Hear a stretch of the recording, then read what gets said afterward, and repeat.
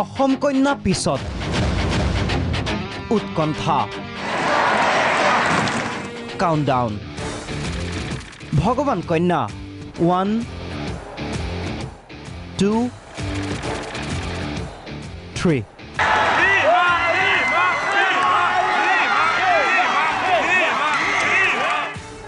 জাকাৰ্টাত হিমা চিঞৰ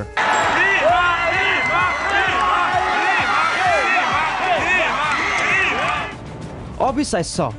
ৰণাংগনত চেকুৰি যোৱা ধিং এক্সপ্ৰেছৰ বায়ুগতি বাহৰেইন চীন ভিয়েটনাম জাপান নাপাত্তা বহু ছেকেণ্ডৰ ব্যৱধান মহিলাৰ 4x400 মিটাৰ ৰিলে এই যে অসমৰ উৰন্ত কন্যাই অবিস্মৰণীয় আৰম্ভণি দিলে পুভাসমা সৰিতাবেন আৰু বিস্ময়াকে সফলতাৰে তাক আগুৱাই নিলে এছিয়াডত ইণ্ডিয়াৰ আন এক ইতিহাস জয়ৰ আবেগ 4 ভাৰতীয় কন্যাৰ বিজয়ৰ ৰূপকথাৰ সাক্ষী প্ৰাগ নিউজ জাকাৰ্টাত প্ৰাগ নিউজৰ মেনেজিং এডিটৰ প্ৰণয় বৰদলৈ হিমা দাসে স্বৰ্ণপদক জয় কৰিছে হিমা দাসে খুব ভাল সুন্দৰ আগবাঢ়ি গ'ল সুন্দৰ নেতৃত্বৰ কাৰণে আচলতে ভাৰতীয় দলে 4x400 মিটাৰ মহিলা ৰিলেছত স্বৰ্ণপদক জয় কৰিছে নিপন দাস উৎফুল্লিত দৰ্শক কোচ কি কোৱা নিপন নাই খুব ভাল লাগিল কাৰণ কিয় হিমাই যিটো লিড দিলে ফাৰ্ষ্ট ৰানাৰ হৈ ওপৰ এক্সেপশ্যন এইটো খুব ভাল হৈছে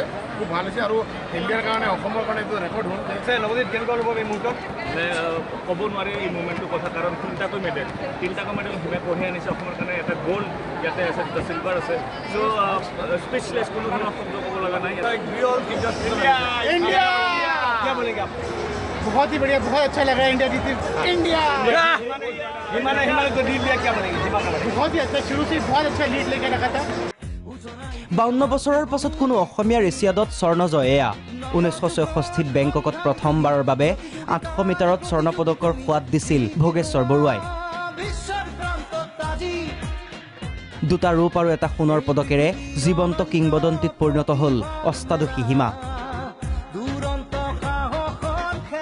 ভাৰতীয় মানচিত্ৰত অসমৰ খেলুৱৈৰ সোণোৱালী অধ্যায়ৰ আগজাননীৰ বাটকটীয়া হৈ ৰ'ল অখ্যাত ধিঙৰ বিখ্যাত হিমা